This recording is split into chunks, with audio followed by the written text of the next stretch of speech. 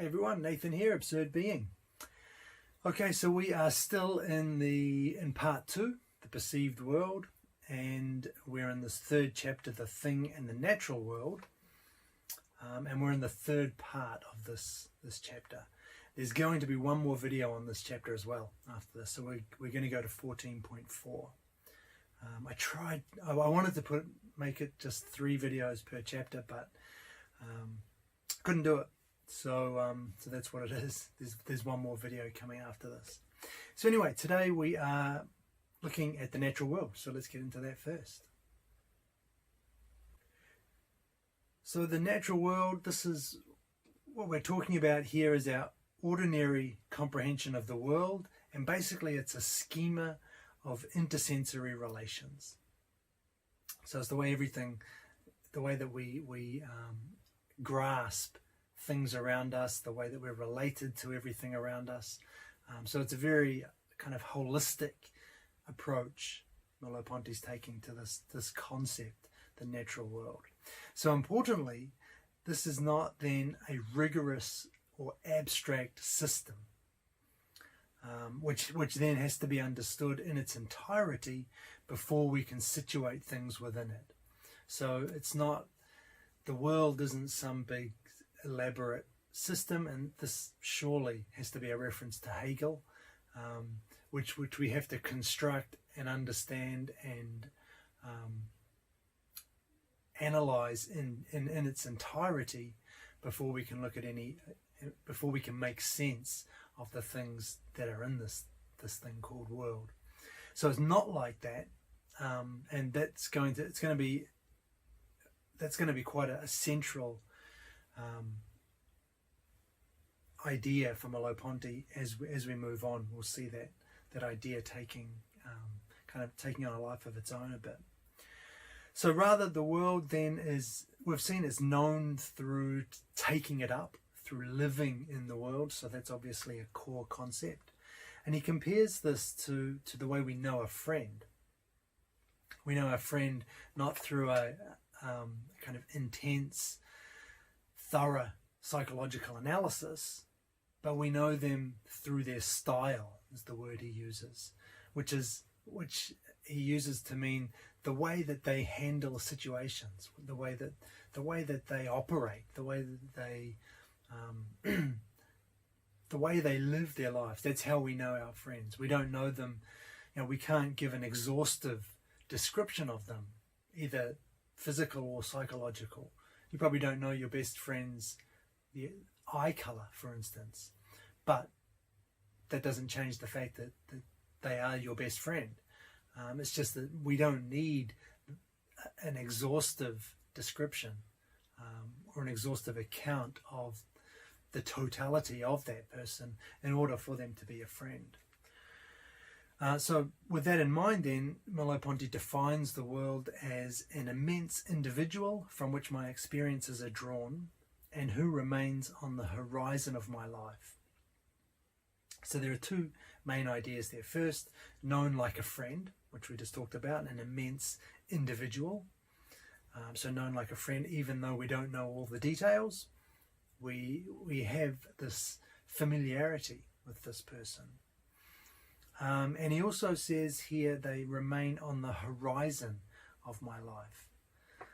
And that's, the world remains on the horizon of my life. And that's important. It's always there. The world is like a background on which individual and specific, particular things arise. That is also going to be a central idea, which we'll look at in a moment. He also compares this idea of the world to sensory fields. And his example is sound. I think this is his example. Sound appearing in an auditory field.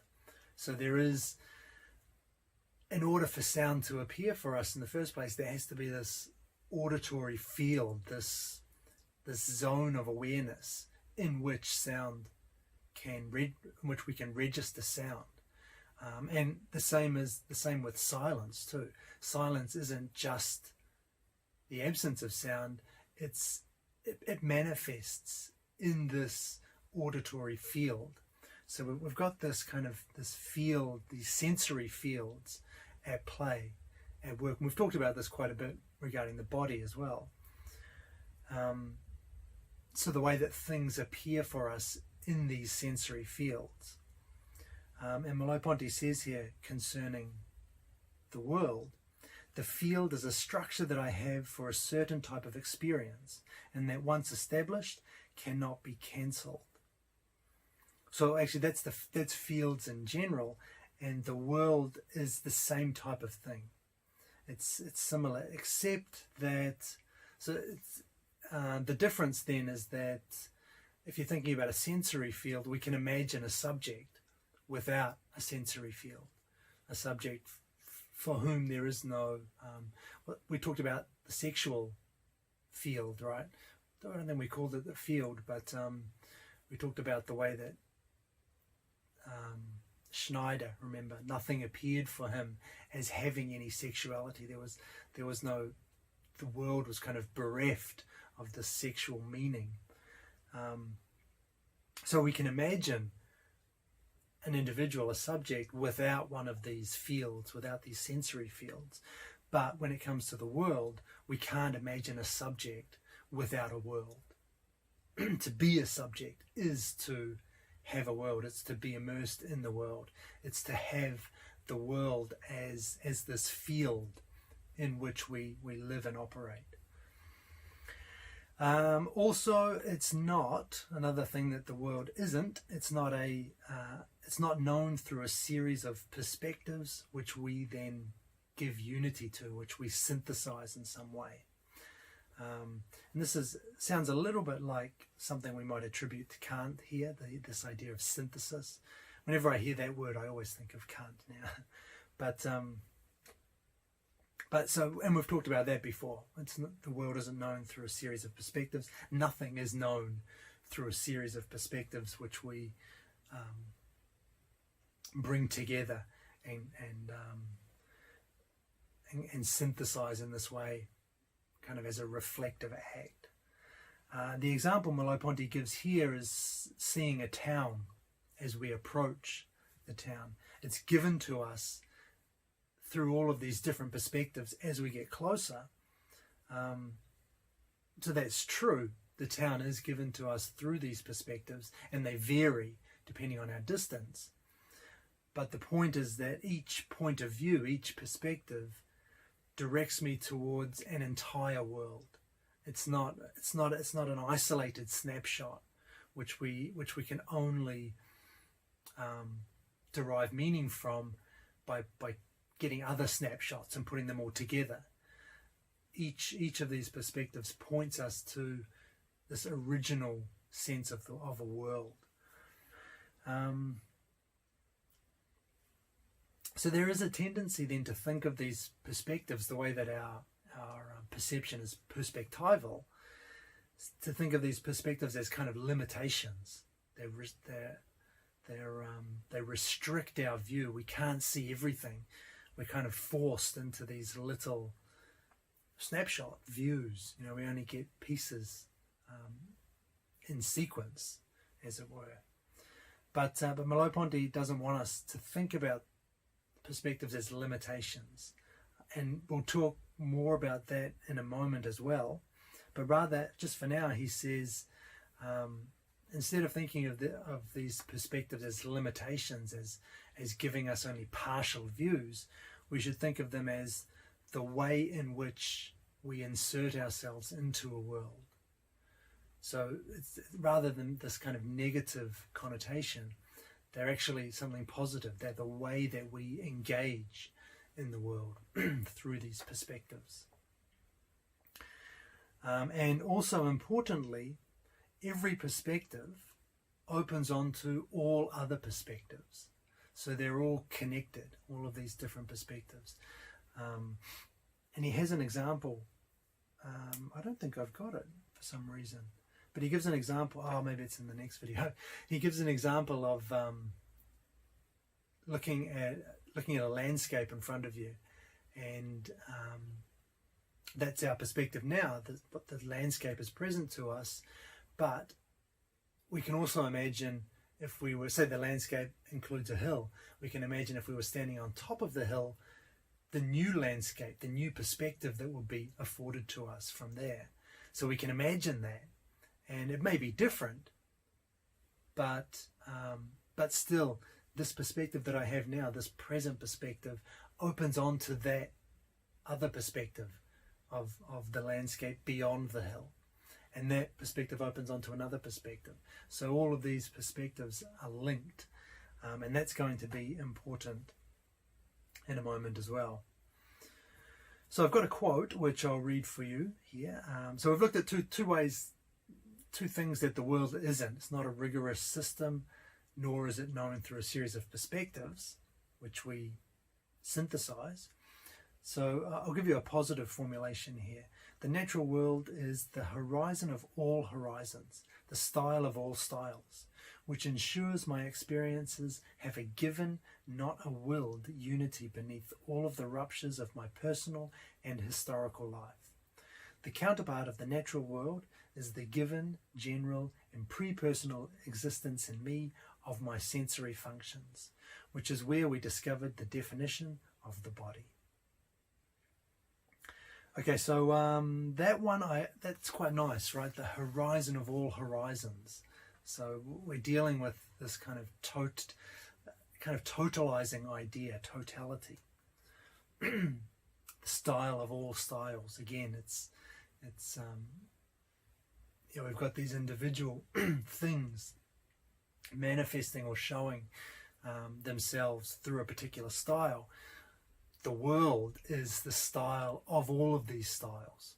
So it's, again, this very inclusive, holistic way of thinking about it. And the way he talks about it here, there are a couple of things here, which ensures my experiences have a given, not a willed unity. And that's important too, that back to this idea, we're not a directing consciousness. We are not in control of this. We're not making the world appear. It's not. There's a quality of almost passivity here. We are participating in something over which we don't have full control. The world is given to us in this way. It's not something we create. We're not manifesting reality. So it ensures that they have a given, not a willed unity beneath all of the ruptures of my personal and historical life. So there's this idea of, we're getting back to this impersonal, anonymous kind of background, and really that's what the world is for us here. It's a background on which things appear. So, and it's also an impersonal background. It's not something that it's something that our personal and historical lives appear upon or within. And he talks about, in that quote, also the counterpart of the natural world is the given, general, and pre-personal existence in me of my sensory functions, which is the body. So this idea of the world as this horizon of all horizons, this background in which my personal existence can play out, also has a parallel to the body, the way that we've talked about the body. And ultimately we saw that the body was this impersonal background to all of our personal sensations. So there's that connection there. The world is this background, impersonal background. The body was also an impersonal background for us. And there's another connection, since we're on this impersonal track, to the thing. We talked about the thing in the last video as impersonal, as hostile to us. It has an aspect of its existence which is resistant to us. So all of these kind of tie in, and basically this is all of these aspects of that transcendental field that, if you remember, we talked about. I think I mentioned it in the last video, and we talked about it right at the beginning, we were going to move from this phenomenal field to this transcendental field, which kind of grounds all of this, everything that's happening in this phenomenal field. And really we've been kind of talking about this transcendental field all through the book. As I just mentioned with the body is a part of this transcendental field. It's this impersonal field in which our personal, individual, specific experiences play out. And I think that that's a part of what Merleau-Ponty is talking about with the transcendental field. I've kind of been waiting for this transition. You know, we've been talking a lot about the phenomenal field, the lived experience. And just I've always been waiting, when are we going to get to the transcendental field? When's that coming? But there is no big movement to that. There's no separation in the book, I think, unless it's coming later, but I don't think it is. I remember when I read through the first couple of times I read through the book, when you get to the end, it's like, where did, the transcendental field's kind of buried in there somewhere, somehow. Merleau-Ponty doesn't make explicit this change in description in the book. We don't go from talking about the phenomenal field and then, he doesn't make clear, okay, let's move into the transcendental field. And I think perhaps that's because, just thinking about it now, it's kind of woven into everything else. It's kind of woven into all of the things, the phenomenal experience that we've been talking about through the whole book. We talked about the body. Well, there's a transcendental aspect to that as well. So he has to kind of introduce it there.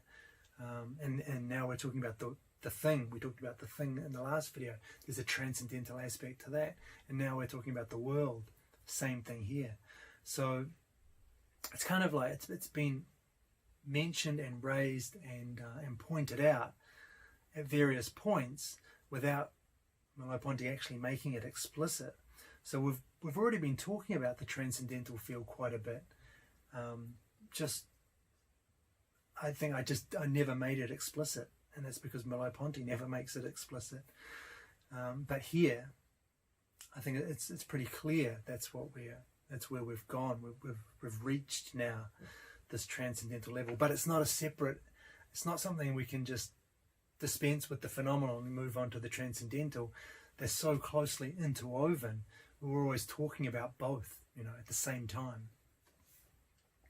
So anyway, this is kind of me making explicit this transcendental field, grounding our phenomenal lived experiences. Okay, so that's just kind of a bit about the world. We're going to move on now. Merleau-Ponty thinks that there's a contradiction in what we've been saying. So we'll look at that now. So the contradiction here is basically, remember the way we talked about the world as being an immense individual from which my experiences are drawn. So this idea of this kind of total thing, this holistic idea. But he says, how can the world appear for us as an immense individual if our perspectives are always incomplete? If every horizon opens onto other horizons, if every horizon is always open, how is it that we're able to get this? How can the world be an immense individual for us? I'll read you the quote. It seems we are led into a contradiction.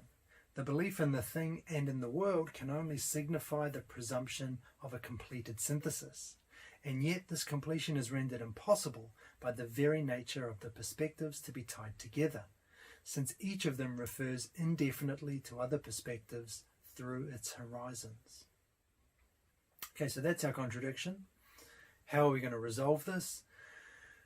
Well, Merleau-Ponty says, first of all, it's only a contradiction if we remain in being. So if we look at things that exist, then we do have this contradiction. But he thinks it dissolves if we instead decide to understand time as the measure of being. So now we're making this other jump from the transcendental field, or maybe it's a part of the transcendental field, to we talked about Merleau-Ponty was ultimately going to ground everything in time, and this really is where we're going to get into the meat of that a little bit. I've kind of been putting it off. Merleau-Ponty's been giving us little snippets here and there where he talks about time. Now we're going to get into it in a bit of detail. So time is the measure of being. If we see it this way, this contradiction dissolves. What does he mean by this? Well, the synthesis of the horizons is fundamentally temporal. And by that he means, we need to make clear, he doesn't mean that these horizons are synthesized in time or subjected to time. Rather, they themselves, that synthesis of these horizons is itself time. The movement, the synthesis of these horizons, bringing these horizons together and understanding them as a whole, as this immense individual, is the movement by which time goes by. Through my perceptual field with its spatial horizons, I am present to my surroundings. I coexist with all the other landscapes that extend beyond, and all of these perspectives together form a single temporal wave, an instant of the world. Through my perceptual field with its temporal horizons, I am present to my present, to the entire past that has preceded it, and to a future. Okay, so now we're looking at how this I call it a synthesis, but remember, we're not synthesizing the perspectives in the way that lets us form kind of a bigger picture. Each perspective points to this synthesis. So it's not something, we're not gathering perspectives and making a whole. It's rather, when I use the word synthesis, when Merleau-Ponty uses the word synthesis, he's talking about this kind of an understanding of the whole through the perspective. So not otherwise it sounds like, he's contradicting himself. He just said, we just talked about the way that we don't gather together a series of perspectives and synthesize them into a unity. And now we're talking about a synthesis of these horizons, but we're using the words in quite different ways here. So let's have a look at that quote in a bit of detail. So there are basically two syntheses going on here. We've got the perceptual field with its spatial horizons. So I'm present to everything around me. But I also coexist with all the other landscapes that extend beyond that horizon. And we talked about that with the landscape and the hill, and being on top of that hill and seeing the next landscape, that's the next horizon, and that opens onto another horizon, and so on. So these are all spatial in nature. So these spatial horizons are also grounded in temporality, in that they form a single temporal wave, an instant of the world. So through this single perspective I have of the landscape in front of me, I'm also present to all of these other potential landscapes, these other potential horizons, and I'm present to them now. They're all present to me in this moment. So that's where we're making this jump from being to time, interpreting or understanding it in a temporal sense, giving it a temporal sense. I'm present to everything here, but I'm also present to everything now. So everything, all of these spatial horizons have this temporal dimension underneath them. And also, I'm present to my present, my past, and my future. So the horizons that were before me 10 minutes ago, I'm also present to those. It's not like they're gone and finished and I can never experience them again. I mean, obviously I can't go back in time, but I'm in having a past, in having those previous horizons available to me, I'm present to them. And I'm in the same way that I'm present to my future horizons. I'm not present in the sense that they're not here with me now, but they exist for me as I am now. So there's a sense in which I'm present before all of these different temporal aspects of my being. I'm present to my present, my past, and to the future. So I've written it's kind of like imposing a temporal schema on perception. And that's what I mean when I said we're moving from being to time. We've got our perception of things, of the world, and now we can choose to understand that through this temporal aspect. So this means also, and this is going to be important in a moment, that I'm in a way ubiquitous. I'm kind of temporally ubiquitous. I'm everywhere, or every when is present before me.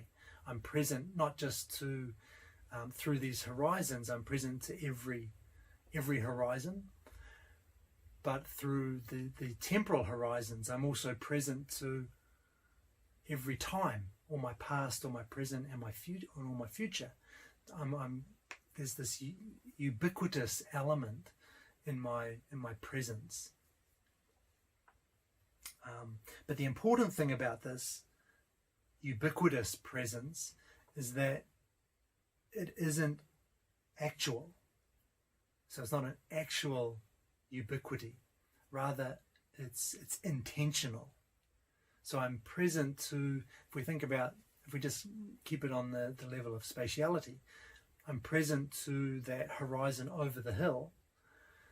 I'm present to it now, but it's not an actual presence for me. I'm not looking at the landscape beyond the hill now. Rather, I'm intending it. I know that there's something there, and I have a grasp on it. It would be wrong to say that I have no grasp of the horizon on the other side of that hill. But it's also wrong to say that I have an actual grasp of it now, because I can't tell you exactly what's on the other side of that hill. So it's not an actual presence, it's an intentional presence. That's how Merleau-Ponty describes it. I've written exactly what I just said. The landscape before me is X, but over the hill might be Y. But what I do know in having this intentional presence is that there is something to see in general. I don't know exactly what it is, but I know that there will be something there to see. There's not going to be nothingness. And so that's enough for us to have this intentional presence that Merleau-Ponty is talking about. So I know there's something there, but it's indeterminate. And that's important. It's not certain. So my presence before the world, before my past, and before my future is not actual, it's intentional. And I've got a quote which looks at some of the consequences of this idea. My life then slips away from me on all sides, and it is circumscribed by impersonal zones. The contradiction that we find between the reality of the world and its incompleteness is the contradiction between the ubiquity of consciousness and its engagement in a field of presence. That's a really important quote. So really important to make sure we understand that. So my life slips away from me on all sides, and it's circumscribed by impersonal zones. We know that there's something over that hill, but I don't know exactly what it is. It's incomplete, it's indeterminate. There's this haziness, there's this ambiguity with it. And that, remember, that's been a theme throughout the whole book, and it's a central theme here when we're talking about this transcendental field, which on which our lived phenomenal experience plays out.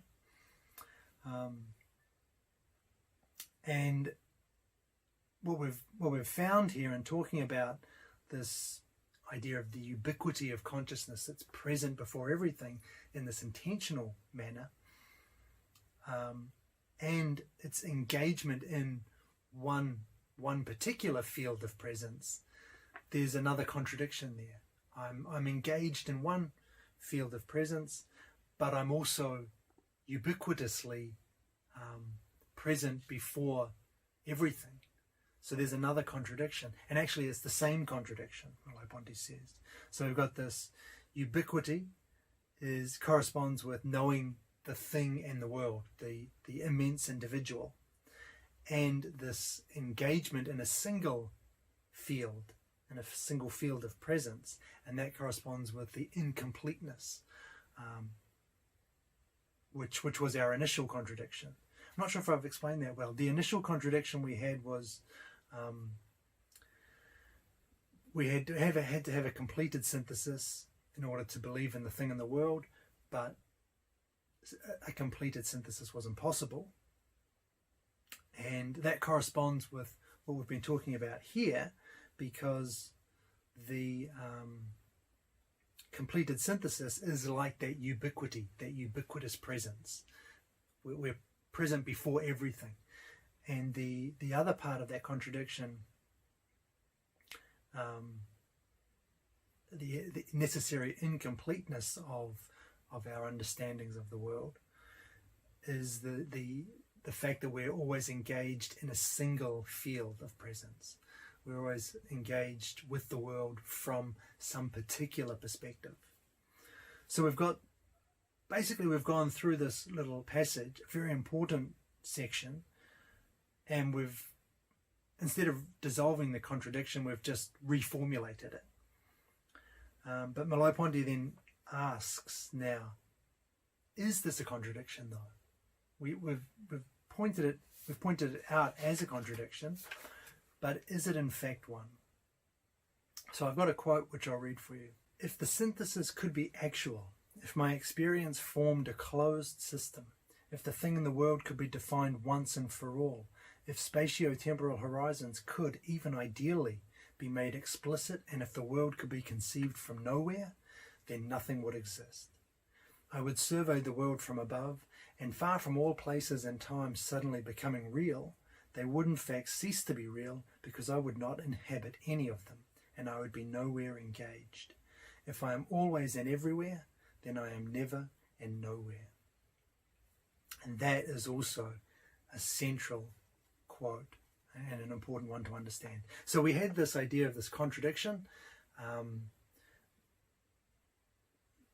We understand the world as a whole, as a totality, and yet we're never able to grasp it because we're always stuck in one single perspective, which is necessarily incomplete. What Merleau-Ponty is saying here is that there's no contradiction actually, because there is no choice to be made. There's no choice between incompleteness and existence, between intentionality and actuality. Existence, the actual, the totality, the immense individual of the world is necessarily incomplete and ambiguous. So that's the idea that dissolves this apparent contradiction. That the contradiction is that the contradiction depends on thinking that we're able to have a world which is seen all at once from all perspectives. But to see the world in that way would be to lose the world. You wouldn't get a world. Rather, the world would cease to be real. So there's no contradiction here. It's just a different way we have to think about the world, think about the completeness, the totality of the world. It's necessarily incomplete. In order to grasp the world as this immense individual, we must grasp it through these horizons which open onto other horizons, which we can only intend, which are therefore necessarily incomplete. So the incompleteness isn't something to be overcome, isn't something that we ought to fix, or that we can only grasp the whole if we could have fixed it. Rather, the incompleteness is that by which anything exists in the first place. It's that by which the world exists in the first place. So there's no contradiction anymore when we think about it in that way. That the mistake was thinking that we could, or thinking that the world was graspable as a complete whole in the first place, because it isn't. In order to grasp the world in any way, you have to engage with it. You have to see it from a perspective, which means you have to see it incomplete. You have to see it with these open horizons, which through which we can only intend other horizons. I've got a book. I've got an example, which may or may not make things clearer. It's a book, so that was my confusion. So the example's a book. If you think about, you've got a book, you can't read it if you see it as a whole.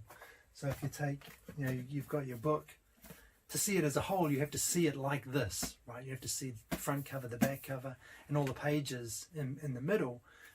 But I can grasp this book as a whole now, but I can't read it, right? I can't read it while I have the book in its entirety before me. I can only read the book by opening to a page and getting stuck in the middle, which means that if I'm focusing on one page, I'm not looking at other pages. Other pages recede into the background. The cover recedes into the background. The back page, they all recede into the background when I'm actually reading. I can't read a book and have the book as a totality, as a whole, as a complete thing before me at the same time. And so that's my little analogy here. In order to know anything, in order for there to be anything there, you have to engage with it. You have to get into it. You have to take it up, which means that there will necessarily be other aspects of whatever it is, in this case the world, that you don't have access to, you don't have complete access to. Hence, the idea of intentionality. So bringing this back to time, which is the way the perceptual horizons are synthesized and understood as a whole through being incomplete or despite this incompleteness. Time can only be grasped from within a situation, i.e. within a world. And because of this, Merleau-Ponty calls the world the nucleus of time, which is a nice expression. And he says, in a quote, that it only subsists through this unique movement that simultaneously separates and brings together the appresented and the present. And consciousness, which is taken as the place of clarity, is in fact the very place of equivocation. So there are a couple of things to mention in that quote. The first is appresent, that word, and what it means is making intended as co-present. And the example, which is given actually in the back of the book or in a footnote or something, is where the side of an object currently given. So you're looking at an object, you can see one side, you can't see another side, but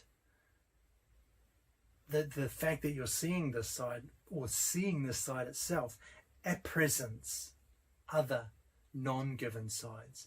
So it's just the way that each perception opens out onto other perceptions, which we talked about already. So it's just giving a word to it.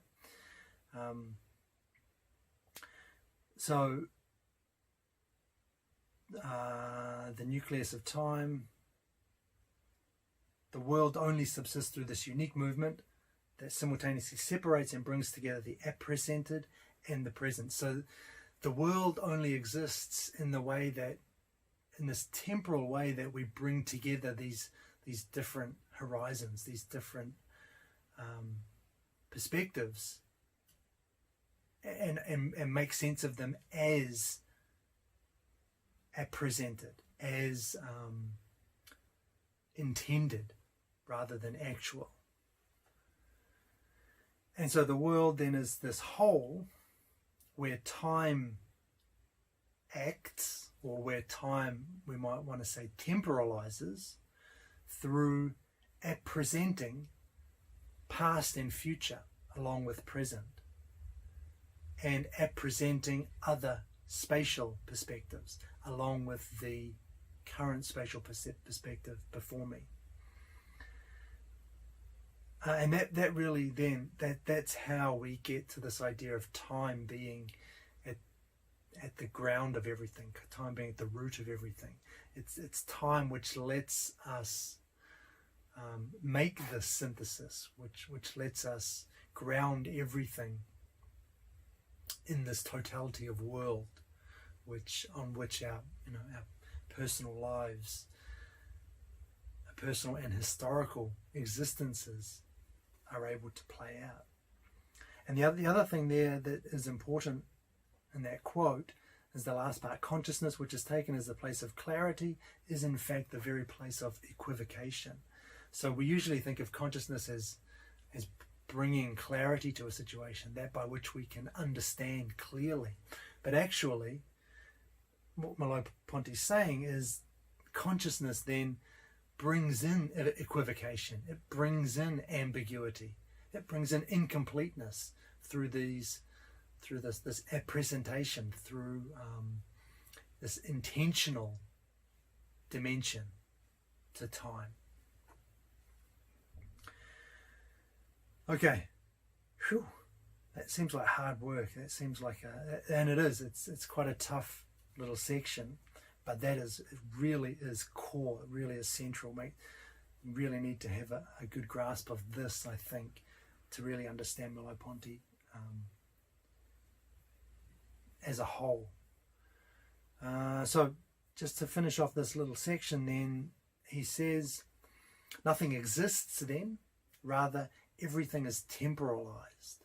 So that's that idea that we're going beyond being, moving from being to time, beyond certainty, completion, existence.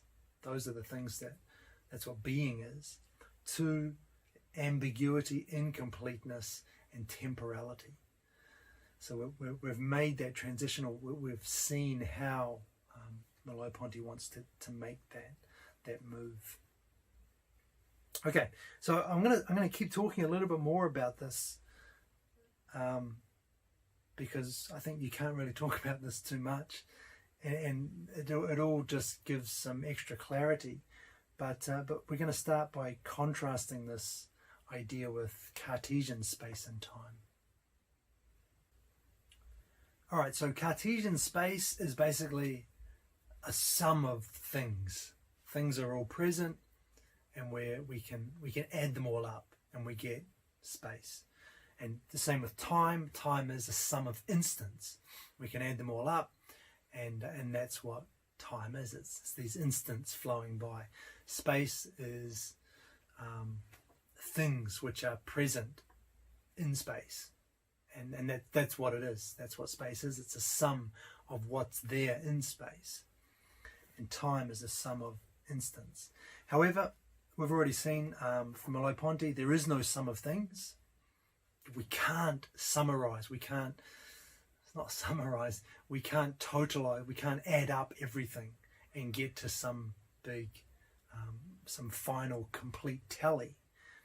Because a thing only appears as a thing if other things fade into a vague background.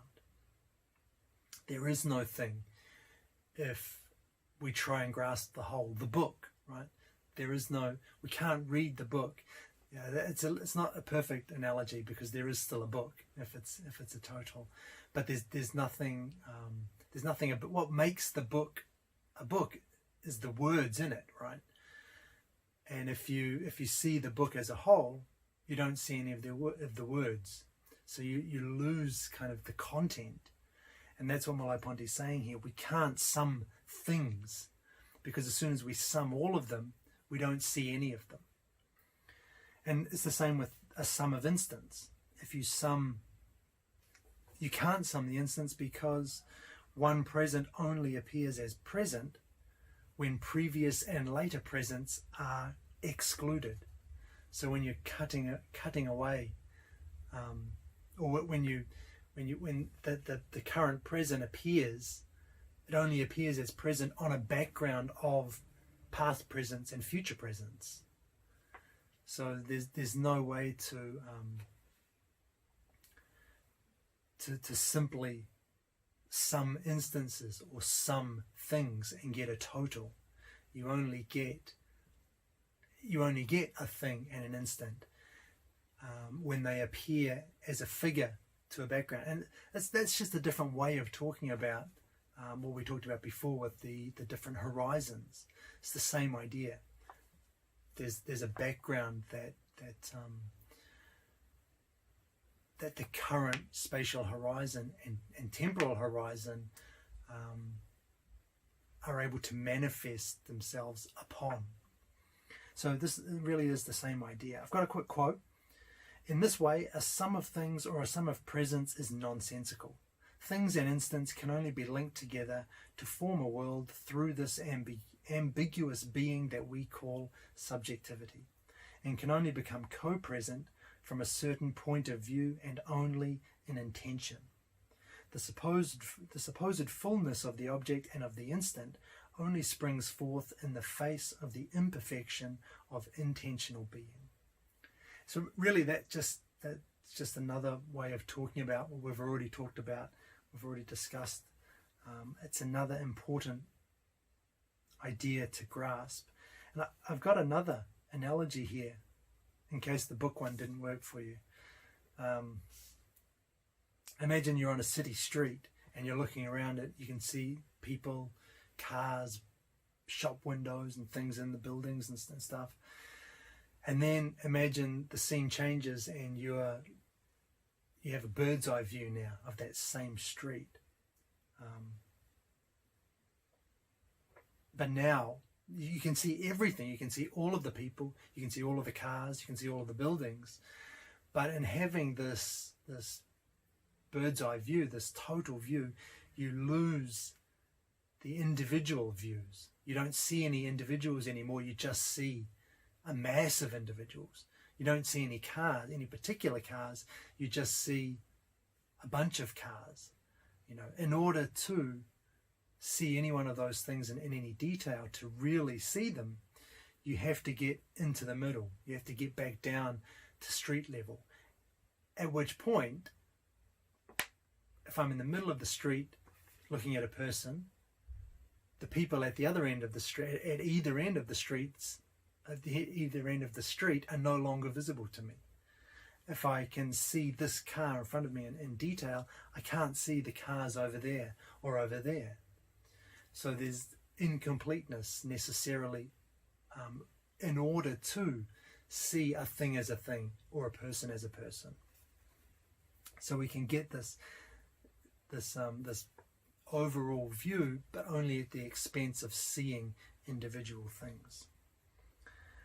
And subjectivity here, just keeping it with Merleau-Ponty's quote, subjectivity is on the street, where other people, aside from the person I'm looking at, are then co-present. That is, they are intended from my current perspective. I can see this woman, and I know that there's someone behind her, and there's someone behind them, and so on and so forth.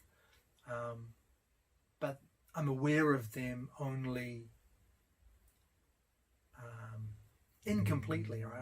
I'm not 100% certain of who they are or what they look like, but I have this understanding that they're there. So my current perspective, my current frame lets me intend those other frames in which those other people appear. And so I think I'm just saying the same thing again and again, right? Let me keep going. That quote that I just quoted actually continues, and Merleau-Ponty moves on to talk about time, so I'll keep going with that same quote. A present without a future, or an eternal present, is precisely the definition of death. The living present is torn between a past that it takes up and a future that it projects. Thus, it is essential for the thing and for the world to be presented as open, to send us beyond their determinate manifestations, and to promise us always something more to see. So just reinforcing this idea that we've been talking about, you're engaged in a perspective, in a present that lacks other perspectives, or a here that lacks other theirs, a current spatial horizon that lacks other spatial horizons. These are all they're nothing. They don't give us anything anymore. So they have to have, in order for the world to appear as a world, it has to be, each horizon has to be open, has to open onto other horizons. Time that isn't historical or lived, and also a thing that isn't lived, can't reveal anything, can't appear to us in any way. And that's basically the idea of that. So he goes on to say that this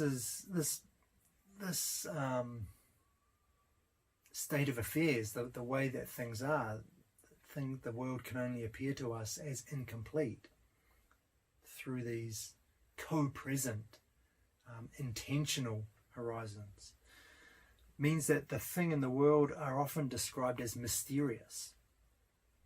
And he says they are mysterious. I've got a quote for you. They are even an absolute mystery, which admit of no elucidation, not through a temporary flaw in our knowledge, for then it would fall back to the status of a mere problem, but rather because it is not of the order of objective thought where there are solutions. There is nothing to see beyond our horizons except still other landscapes and other horizons. There is nothing within the thing except other smaller things. I quite like that especially that last bit. There's nothing within the thing except other smaller things. It's quite nice. But there's an absolute mystery here, which can never be solved, because, as we saw, in order to solve it, you would lose the thing itself. And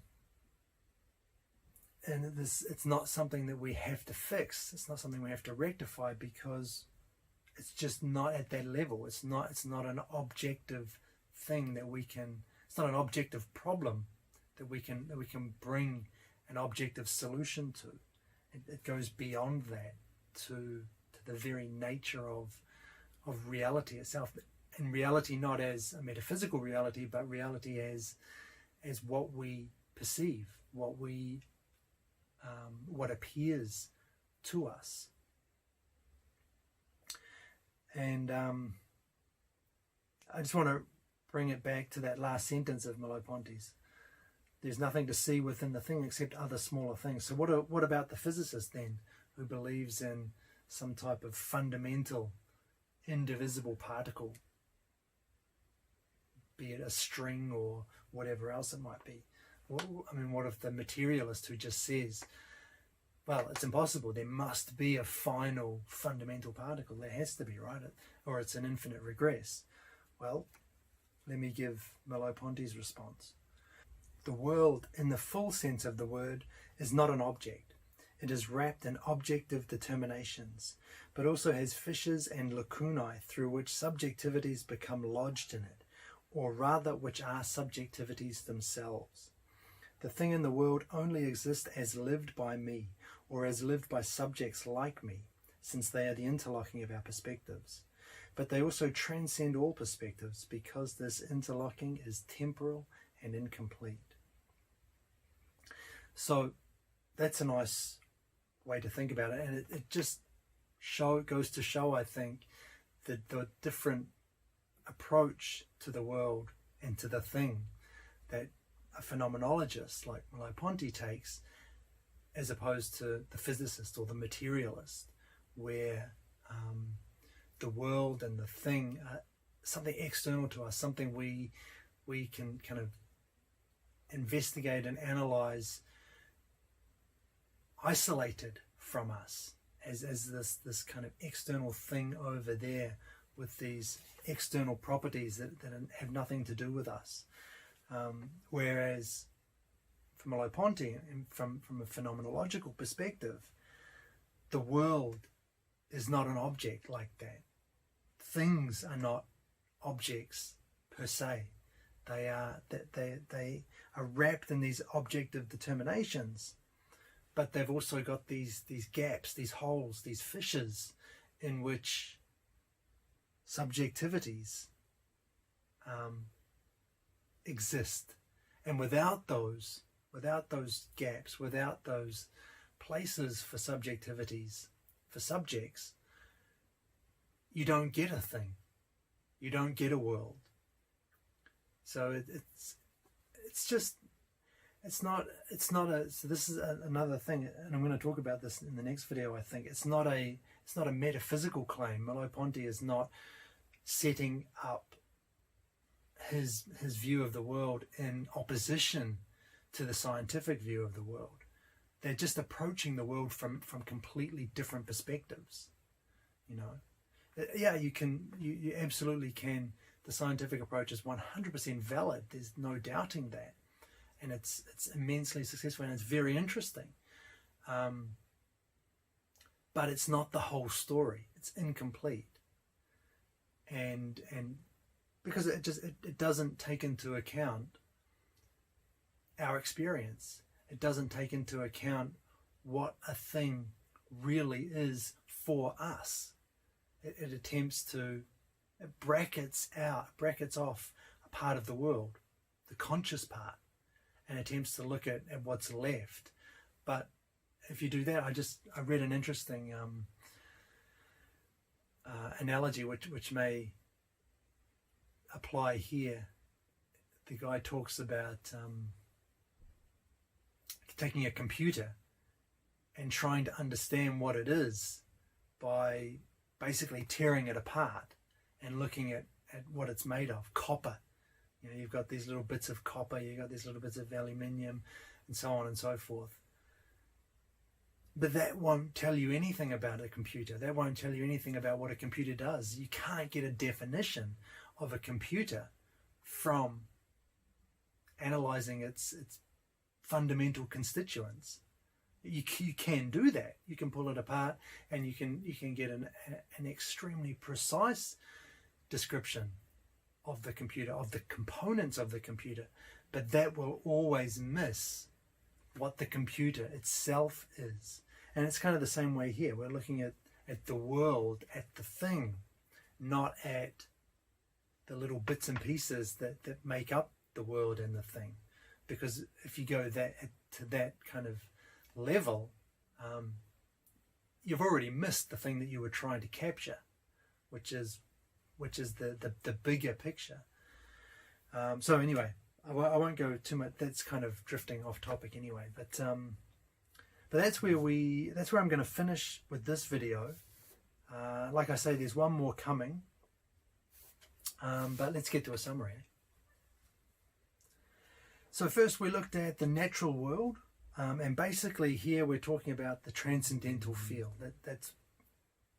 The transcendental field was woven through this whole video. So the natural world is the horizon of all horizons, and the style of all styles. That's right, comparing it to people. So essentially it's the background that my personal life plays out on. And that idea was central as well, and kept popping up. Figure versus background, that's another important theme all throughout Merleau-Ponty.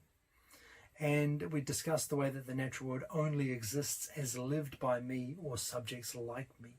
So it's not just an object, and it's not even a sum of objects. That won't do to describe what we're talking about. The natural world is horizontal. So it's made up of horizons through these perspectives these limited perspectives that we're able to grasp. And being horizontal, it's intentional, so not actual.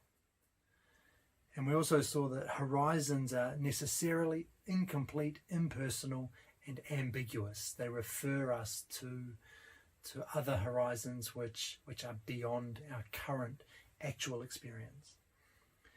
So the natural world appears as a whole then when these horizons are all synthesized in time. And that was kind of the second part of the video, which was temporality. And we saw that temporality is the synthesis of my perceptual horizons. It's the way that I'm present before a thing, and that I'm present before my past, and I'm present before my future. So temporality was central in that way. It was also horizontal, so it had the same feature as the natural world, which means, again, intentional, not actual, and incomplete, impersonal, and ambiguous. Those same descriptors apply here.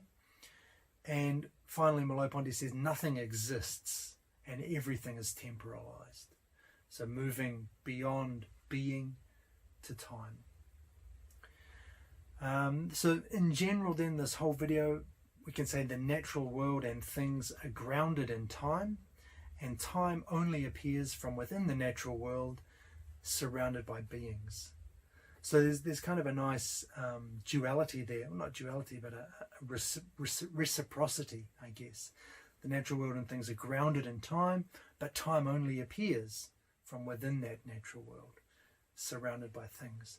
So that's nice. Hopefully that makes some kind of sense. It's kind of a tough reading, I think, tough section, but a very important one, probably the most important. So important to make sure you understand that. Anyway, let me stop here. We'll move into the final video for this chapter in the next. And until then, I will see you. Until then, I'll see you. Until then, no, I'll see you then. Okay.